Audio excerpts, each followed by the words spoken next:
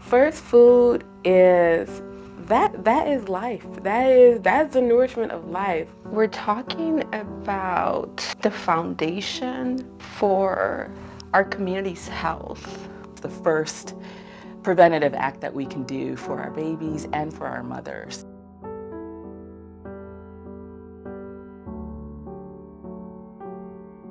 African American infant mortality rates are amongst the highest, 2 times those of white babies. We know breastfeeding is something that can address the vitality of an infant and bring about that first year of life and beyond.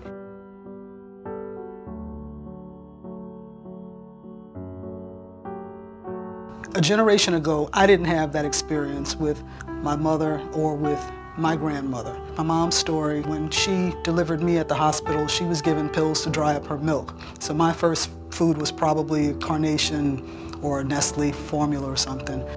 Breastfeeding had always been something that was important to me because it's something that I saw my sister do. And this is from a family that really had stopped breastfeeding. When you immigrate to the United States, you want to take on American ways.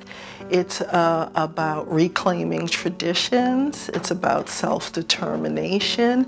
It's about building community.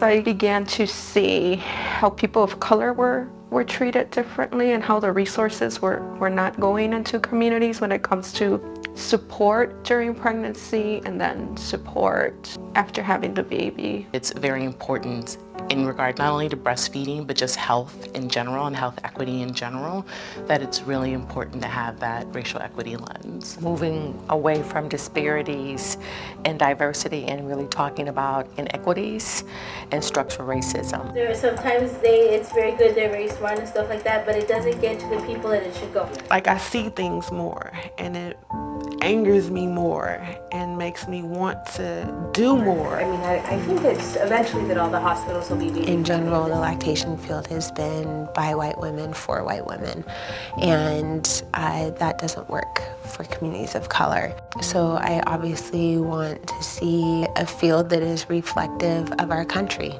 At least 50% of the breastfeeding field should be people of color. That is where we'll really start to see changes in who's breastfeeding. I'm convinced that I'm doing this work for my great-grandmothers and all the elders in the community who was stripped of the opportunity to breastfeed and who didn't breastfeed. I'm doing it for mamas and the babies. I'm doing it for my community, communities of color. I'm doing it for our next generation, our current generation. Like, that's who this work is for.